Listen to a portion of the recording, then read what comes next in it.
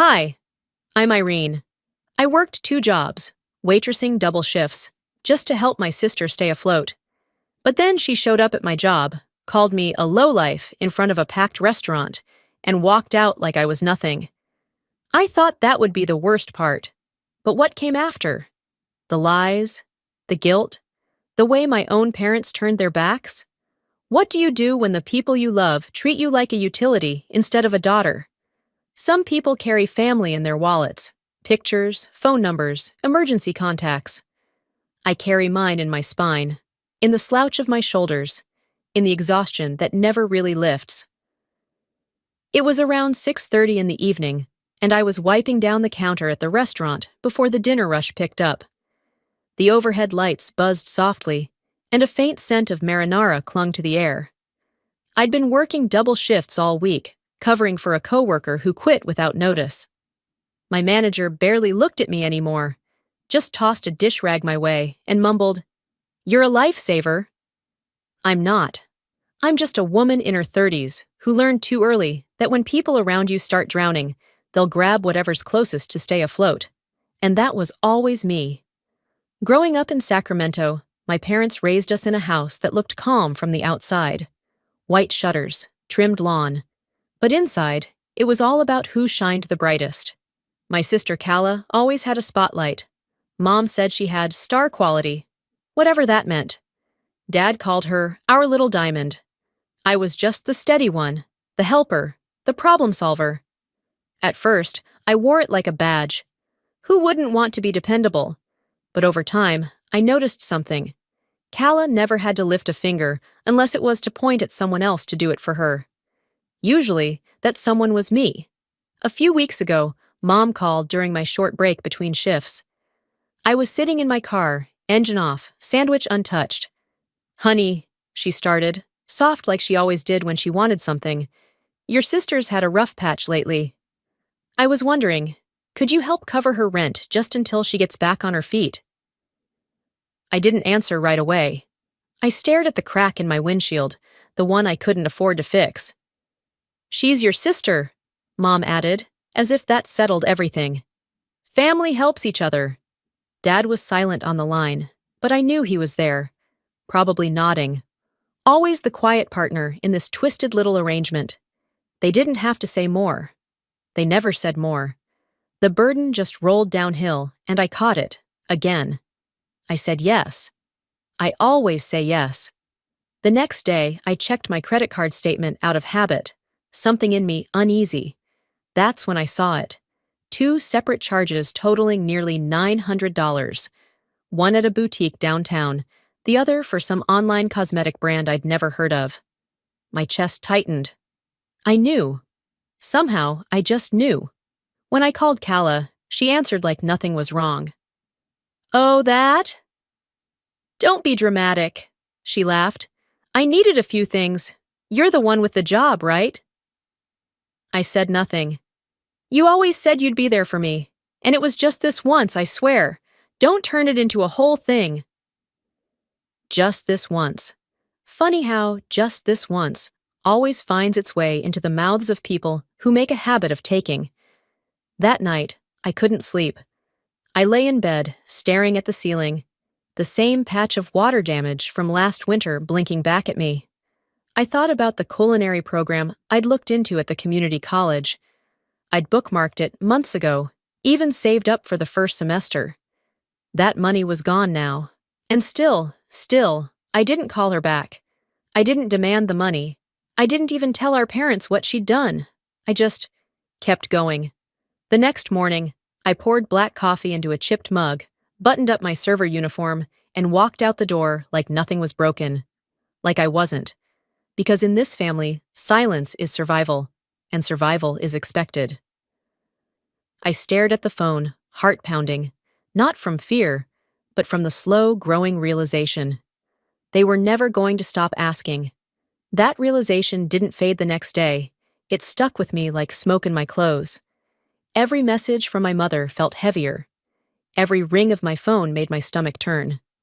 I stopped checking my balance because I already knew what it would say. The restaurant was packed that Saturday night. Live music, wine flowing, Plates clinking. A good night for tips if your heart wasn't 3 counties away. I kept my head down, moving from table to table, balancing trays and small talk. One table asked for extra breadsticks 4 times. Another tried to flirt.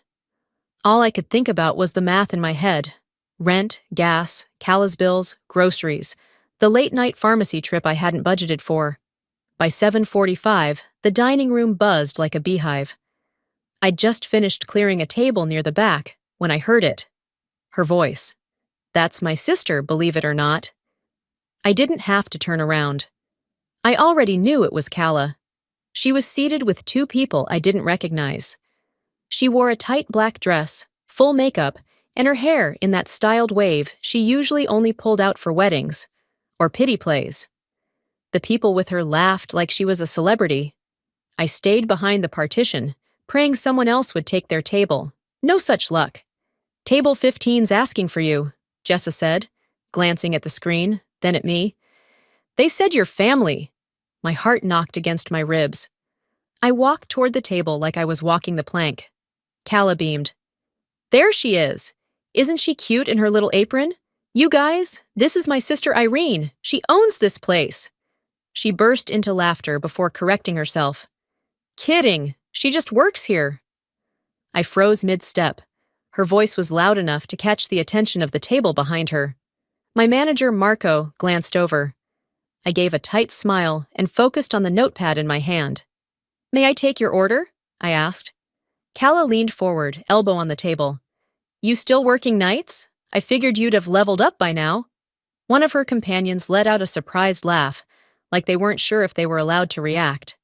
I mean, come on, she added, twirling her wine glass. You're really okay being everyone's servant? I couldn't do it. Some of us actually have ambitions, you know? The words didn't hit me like a punch. They cut deeper. The kind of pain that doesn't bleed, just stays under your skin, cold and permanent. I looked at her. Really looked. And then she leaned closer, pretending to fix a stray strand of her hair. Quietly, for me only. You're just a low-life waitress, Irene. That's what you'll always be. I said nothing. I didn't flinch. I walked away without taking their order. Marco was already heading my direction. You okay? He asked. I'll take my break now, I said before he could say more. In the kitchen, I sank onto a crate near the storage shelves. My apron felt like it weighed 50 pounds. I wiped my hands on my jeans, which only made them feel dirtier. My throat tightened, but I wouldn't cry. Not here. Jessa came in a minute later, holding a cup of water. Are you all right? I nodded, lying with the reflex of someone who's done it too many times. Just got dizzy for a second. She didn't press. The rest of my shift blurred. I avoided table 15. Another server picked it up. Cala didn't try to stop me when she left. No wave, no thanks. Just the sound of her heels clicking across the tile floor like nothing had happened. I left work after midnight. The air was crisp, finally cool after a hot day. I walked home. Didn't wait for the bus, didn't call a ride. I needed the silence more than I needed to sit. Her voice looped in my head. You're just a low-life waitress. It was one thing to be taken for granted behind closed doors. But this was different. I didn't cry when I got home. I didn't pour wine or call anyone to vent. I changed into pajamas, sat at the edge of my bed, and just stared at the floor. The clock ticked past 1:30 a.m. Somewhere deep in me, something cracked. Quietly, without ceremony. I couldn't keep letting her do this. And just like that, I knew. This wasn't the worst she could do. It was only the beginning.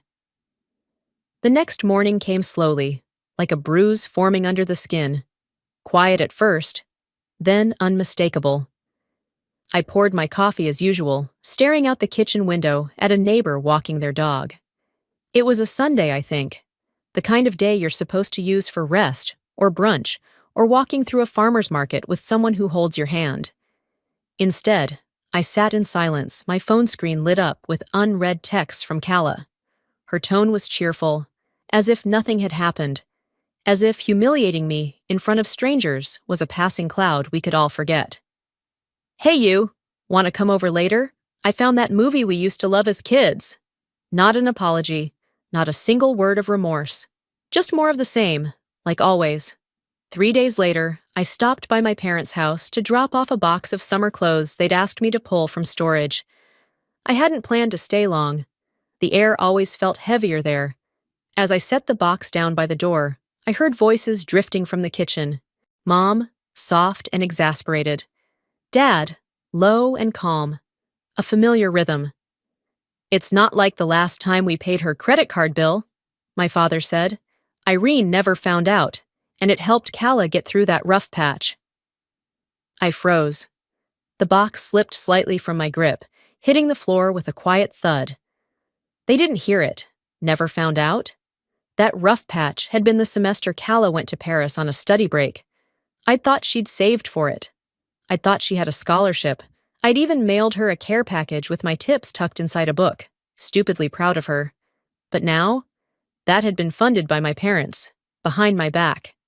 And worse, they never told me. I left without saying anything. I didn't knock, didn't wait for them to notice. I walked out with the sound of their voices still swirling in my head, like echoes in a house that was never really mine. The next afternoon, I met Camille for lunch at a small sandwich place near her office. We hadn't seen each other in a few weeks, which was rare for us. Normally, she was my person. The one who didn't flinch when I said I was too tired to talk. The one who dropped off soup when I got sick. But something felt off. She was polite, even kind. But her smile didn't quite reach her eyes.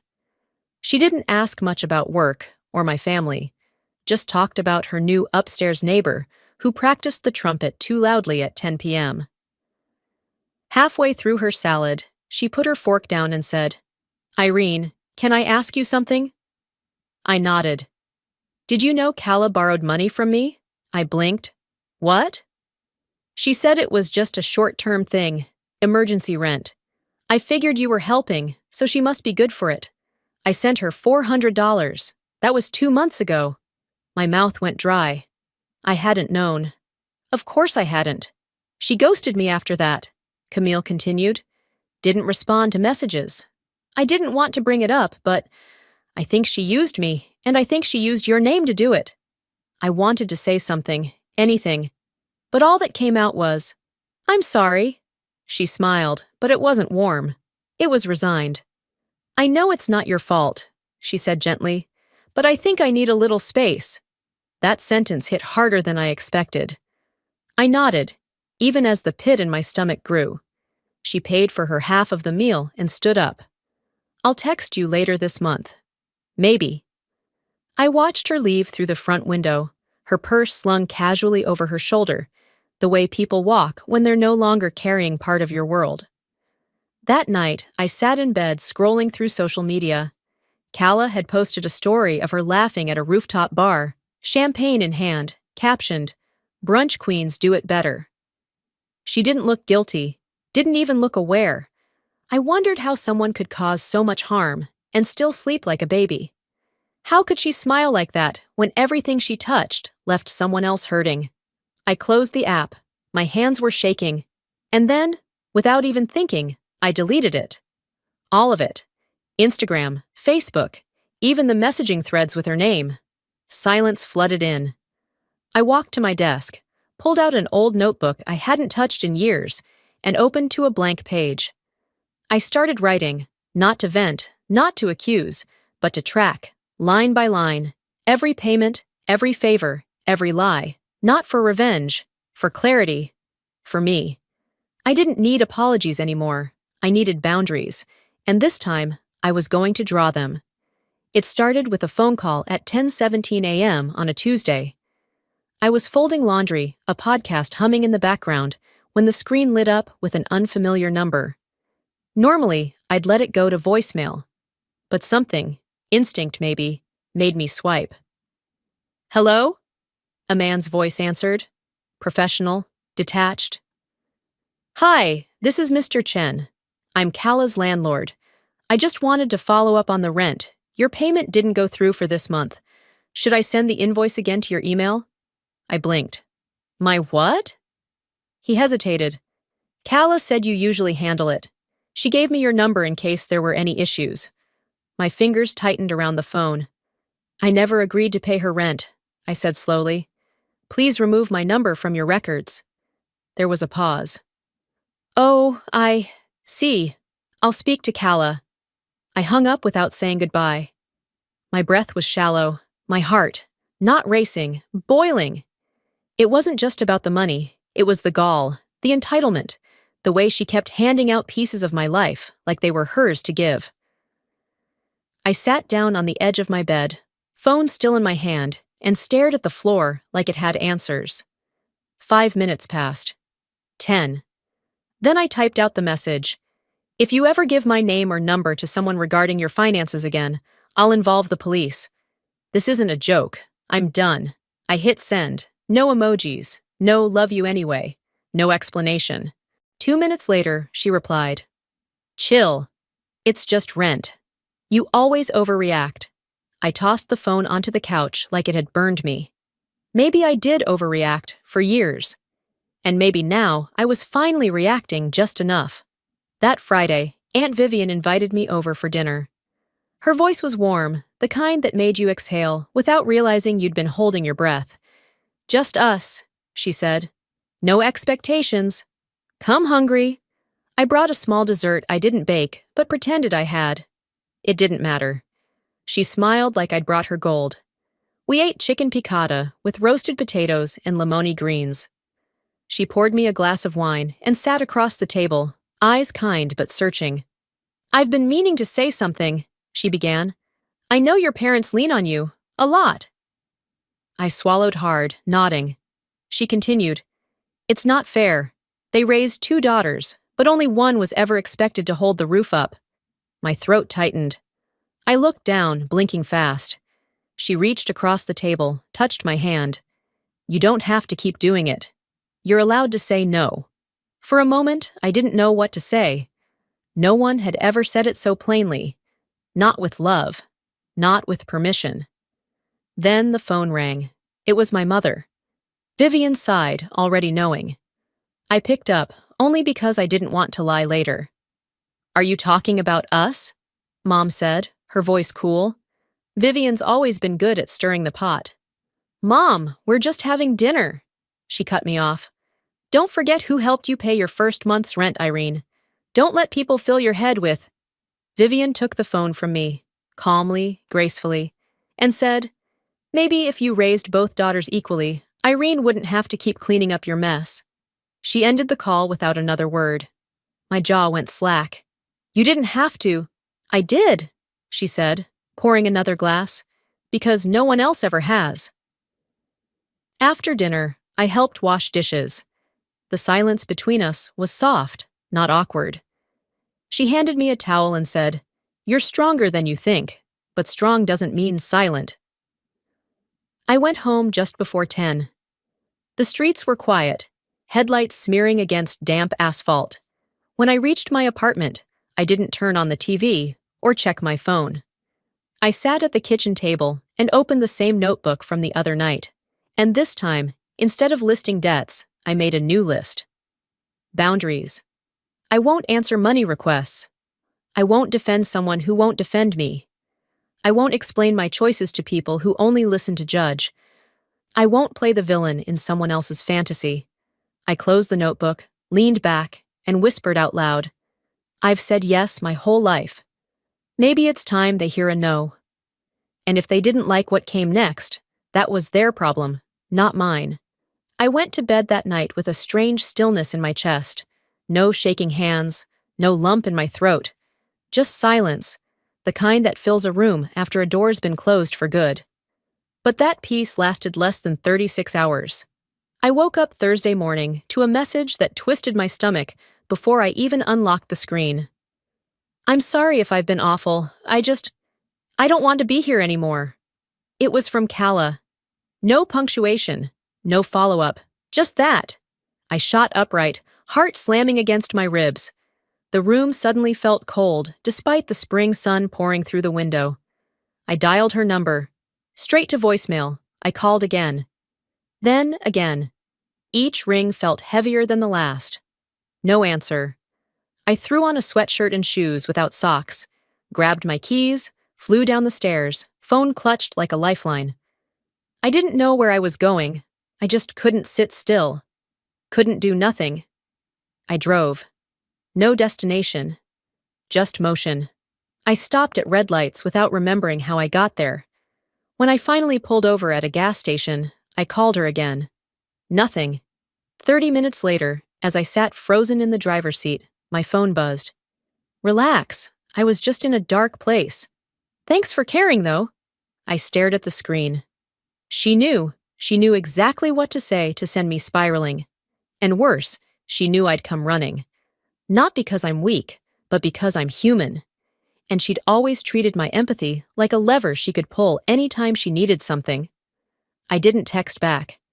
Instead, I drove home in silence. The only sound was the occasional creak of my tires over pavement. The weather had shifted, sunlight dulled by clouds. That evening, I folded laundry while my phone vibrated again. This time, it was my mother. I didn't pick up. She left a voicemail. Irene, I don't understand how you could abandon your sister when she's clearly suffering. You used to be kind. What happened to you? An hour later, another call. This one from Dad. His voice was heavier, slower. You're not being yourself, sweetheart. That's not how we raised you. Family comes first, always. I put the phone face down on the table and sat beside it like it might explode. What do you say to people who only love the version of you that breaks herself to feed them? I tried writing it out, what I was feeling. But the words felt too polite, too filtered. So I opened my voice memo app and hit record. They don't love me. They love what I do for them, I said softly, almost afraid to hear it out loud. And now that I've stopped, they don't know what to do with me. I didn't cry. Not this time. Instead, I turned off notifications. For 48 hours, I ignored every call, every ding, every desperate emoji. And, like clockwork, the tone shifted. Kala's next message was colder. So I guess you've decided you're better than all of us now. Good to know. Then another. I shouldn't have expected anything from someone who hides behind boundaries to justify being selfish. There it was. The final trick in the guilt playbook, turning blame into a weapon. But this time, it didn't land. On Sunday morning, I sat at the kitchen table. The same spot where I'd once listed boundaries. And I added one more. I won't be manipulated by fear, guilt, or shame. I opened a new message thread. Group text. Just family. I typed slowly, carefully, without rage, without apology. Effective immediately, I am no longer financially responsible for Kala. I will not respond to future requests or third-party pressure. I need space. I need peace. I hope you'll respect that. I read it twice, then hit send. The message went out at 9:04 a.m. I set the phone down, walked to the window, and pulled open the blinds. The sky was clearing, sunlight spilling through clouds like breath after holding it too long. My hands still trembled, but my breath? Steady. What I didn't know then was how far they go to break that peace. 3 mornings passed with no calls, no texts, no knocks. I started to think maybe the silence would hold. Maybe this time they'd heard me. Then, on a quiet Thursday afternoon, while I was walking home from a shift at the cafe, Jessa waved at me from across the street. She looked unusually hesitant, almost sheepish. Hey, she called out as we neared the corner. Weird question, but wasn't that vintage watch yours, the silver one? I swear I saw it on Resell Loop yesterday. My steps slowed. What do you mean? She pulled out her phone, scrolled, then turned the screen toward me. There it was. The vintage silver timepiece I'd spent 4 months saving for. The one I gave Kala on her birthday. The one she cried over, swore she'd keep forever. The tiny inscription still visible in the photo. For every second you dreamed out loud. Love, Irene. The ad was simple. No sentiment, no story. Used but elegant. $225 OBO. My stomach dropped. The world didn't tilt. It tightened. I didn't say anything to Jessa, just thanked her and walked away. I wasn't even mad, not in the hot, yelling way. It was colder than that. She hadn't just taken money. She sold the only thing I gave her from the deepest part of me. She didn't sell the watch. She sold my love. That night, it rained in Sacramento. The soft kind that only hits your windows, not your roof. I made a simple dinner, nothing fancy. Ate alone. Was halfway through washing the dishes when I heard it. Banging. 3 sharp knocks on the front door. Then another 2, faster. I froze. Dish still in hand. I walked quietly toward the peephole. It was Calla. She stood in a white coat, makeup smeared just enough to suggest chaos, but not enough to hide the designer dress beneath it. "Irene!" she shouted. "Open the door!" I didn't move. "I know you're home. I saw your light. Come on!" I slipped the chain lock across and opened the door just a few inches. "What do you want?" I asked. Her eyes flared. "I need a place to crash, just for a couple nights. I got kicked out." My voice stayed low. "You still have that coat and a Louis Vuitton bag. God, is this about appearances now? You think I'm not struggling just because I don't look like it?" I didn't answer. She pressed harder. "You need to let me in. You're my sister. I have nowhere else." I shook my head. "You made this bed, Calla. Don't act shocked, it's cold." Her voice sharpened. "You're seriously going to turn me away? You're so heartless. What kind of sister does that?" I leaned forward just enough for her to hear me clearly. The kind who finally learned how to survive. Then I closed the door. Her voice rose on the other side, something about abandonment, betrayal. But it was muffled now, like yelling from inside a dream. I sat down on the couch. My hands trembled. But they didn't move toward the door. I didn't chase, didn't explain. Later that night, the texts started. "You'll regret this. You're acting like you're better than everyone.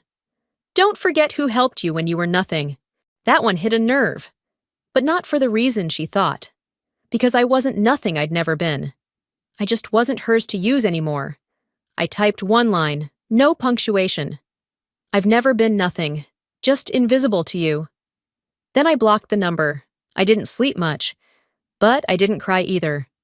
In the morning, I changed the locks. The guy from the hardware store did it quickly. No questions. $58, 20 minutes, and a small shake of his head when I handed him the old chain lock. When he left, I stood in the doorway and looked around. The apartment was quiet, my space, my rules. "This place is small," I said aloud, "but it's mine." I walked to the window, opened it, and let the breeze move through the room. "For the first time," I whispered, "it's safe." But I underestimated how far someone will go when they realize they've lost control. The first ping came during my lunch break at the restaurant. I was sitting in the back office, biting into a cold sandwich, when Jessa burst in, phone in hand. "Have you seen this?" she asked, eyes wide. I wiped my hands on a napkin. "Seen what?" She handed me the phone without another word. The screen lit up with an anonymous Instagram post. "Imagine being abandoned by your own sister while struggling with depression. I had to sleep in my car while she blocked my number. I still love her, but she made me feel like nothing." Below the text was a blurred photo of what looked like the front steps of my apartment building. The caption ended with a heart emoji. I scrolled. Hundreds of likes, dozens of comments. "You're so brave." "She'll regret it one day. Blood doesn't mean anything to some people. Praying for you, whoever you are." But I knew who it was. No name, no handle to trace. But I knew. Calla. Jessa hovered. I didn't want to assume, but it kind of sounded personal. I nodded, feeling a cold flush spread through my chest. "It is." Back out on the floor, the shift moved like molasses. One customer I used to serve every Thursday wouldn't meet my eyes. Another, a woman who always asked for me, requested someone else. Whispers trailed behind me, like steam rising off a hot plate. And when I finally checked my phone again at closing, the DMS had started rolling in. You could have saved her life. You're a monster. Some people don't deserve family. I didn't reply. To anyone. I went home that night with my jaw clenched so tight, my teeth ached. I sat at my kitchen table, stared at the dim light flickering through the blinds, and tried to steady my hands. What did I expect? That Calla would give up quietly? That setting boundaries would be enough? She didn't want distance. She wanted war. But this time, I wasn't going to crawl into silence. I opened my notes app and wrote, "There's a difference between helping and being used. I chose to live. And no one gets to shame me for that." I read it 3 times. No edits, no filter. Then I posted it, on my own page, with my own name, and let the world read it how they wanted. The first comments trickled in. A few vague subtweets from cousins I hadn't heard from in months. But then something shifted. Aunt Vivian replied, "You did the right thing. Don't let their noise drown your truth." Another message came from Camille. I saw the post. I'm proud of you, and I'm still here. My shoulders loosened, just a little. That night, the wind picked up again outside. Rain tapping faintly at the window, like it was trying to be gentle with me for once. I was mid-dishwashing when my phone lit up again. Calla. So now you want a public pity war? I stared at the screen, took a breath, typed back. You fired the first shot. I just stopped running. I didn't wait for a reply. I powered off my phone, wiped my hands dry, and leaned against the counter. No more hiding, no more guilt blankets wrapped in apology. Because if this was war, I was finally ready to win on my terms. Winning, it turned out, didn't come with applause. It came with silence. After my post, the social storm quieted, but not in a way that felt victorious. Just still. Like everyone had taken a collective breath and chosen not to exhale around me. A few friends didn't reply to my texts anymore. Camille canceled our usual brunch, no explanation. Even my manager, who used to greet me every shift with a smile and a joke, cut my hours without a word. It's just scheduling, she said, but I saw the way she looked at me now, like I carried something contagious. It was Calla's real gift, not the drama, not the insults, the aftermath, the erosion. She'd always been good at leaving scars where no one could see them. I spent most of that week inside. Curtains drawn halfway, meals kept simple, phone notifications off. But the quiet? It wasn't crushing this time, it was preparation. Then came Aunt Vivian's call on Saturday morning. We're doing a small cookout, family only, she said, her voice light. You don't have to come, but you deserve to show your face. I hesitated. People will stare, I said. She didn't argue. Then stare back. You don't hide from shame you didn't earn. Sunday afternoon came faster than expected.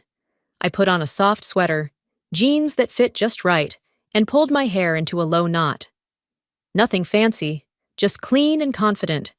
The house was already buzzing when I arrived. Lawn chairs dotted the grass, smoke curled from the grill.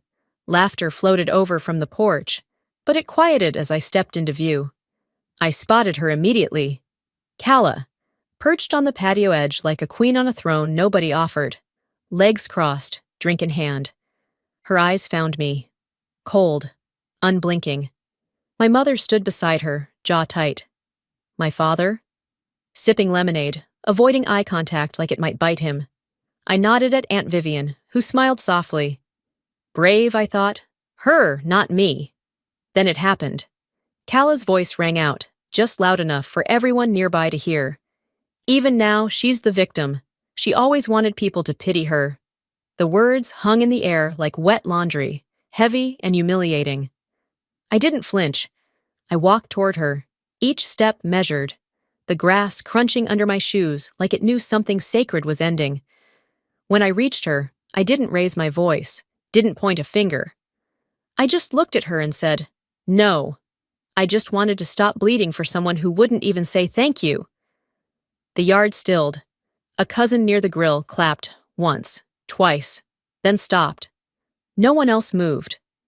I turned to Miriam, who stared at me like I was a stranger. Maybe I was. Then to Ronald, who shifted his weight and looked past me. I won't keep giving you a daughter to sacrifice, I said quietly. Not anymore. And I walked away, back to my car, back to my life. No one called after me. No one followed. The sun was lower when I got home, streaking amber across the floorboards. I kicked off my shoes, poured a glass of water, and sat on the couch.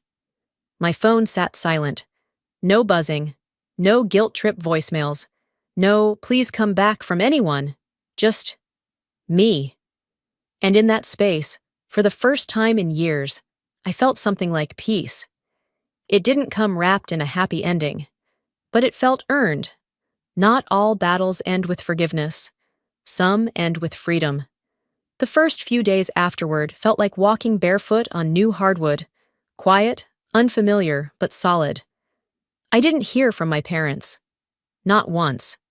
No checking in, no guilt-laced prayers or scripture quotes. The air around me had thinned out, and strangely, I could breathe better in it.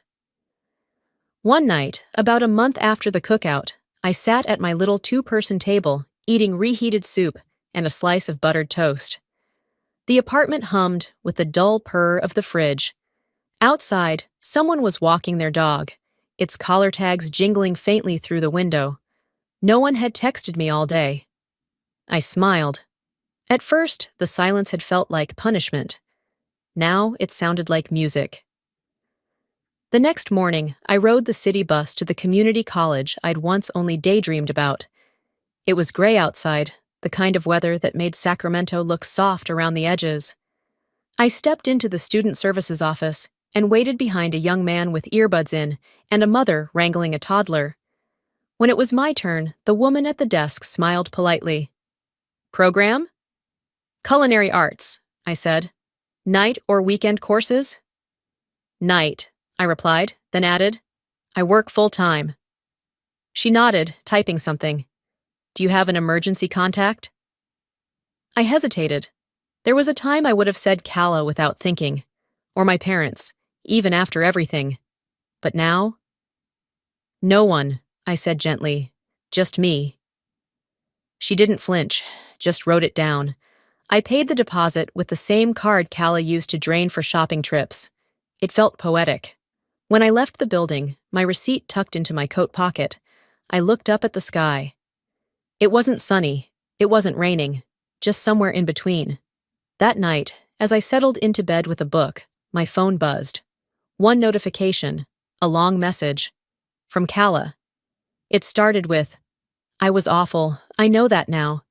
She wrote about missing me, about going through a lot, about maybe meeting someday, just to talk. I read it once, then again, and for the first time, I didn't feel anger or pity, just space between us. I didn't reply. I hovered over the delete button, then pressed it. Healing, I'd come to learn, isn't always a homecoming. Sometimes it's a quiet goodbye. The next morning, I opened my kitchen window. A cool breeze drifted in, bringing with it a faint smell of wet pavement and cut grass. I pulled out my old, dog-eared cookbook, the one I'd marked with sticky notes years ago, and tucked away, thinking it was a someday thing. I flipped to a page with a simple chicken and rosemary dish. Comfort food. My kind. I gathered the ingredients, washed my hands, lit the burner. As the oil hissed softly in the pan, I whispered, This time, I cook for me. And I meant it. I didn't win, I just stopped losing. And for once, that was enough. You know, for a long time, I thought love meant saying yes. That loyalty was proven by how much of yourself you were willing to lose for someone else. But I've learned something I wish I'd known sooner. Sometimes the bravest thing you can do is stop. Stop enabling. Stop explaining. Stop shrinking to fit inside someone else's expectations. I didn't walk away because I hated them. I walked away because I finally chose me. If you're watching this and you've been carrying more than your share for too long, maybe it's time to ask yourself, at what cost? Who's taking your energy while calling it love? And what would it look like to protect your peace, even if it means being misunderstood? You don't have to wait for rock bottom to reclaim your life. Sometimes healing doesn't come from reconciliation, it comes from release. And now, I want to hear from you. Have you ever had to set boundaries with family or walk away entirely? What part of this story hit home for you the most? Drop a 1 in the comments if this story touched your heart, or just let me know where you're watching from. And hey, if this didn't speak to you, that's okay too. Tell me why.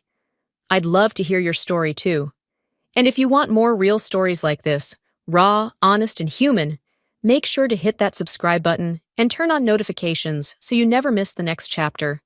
Thanks for being here. Until next time.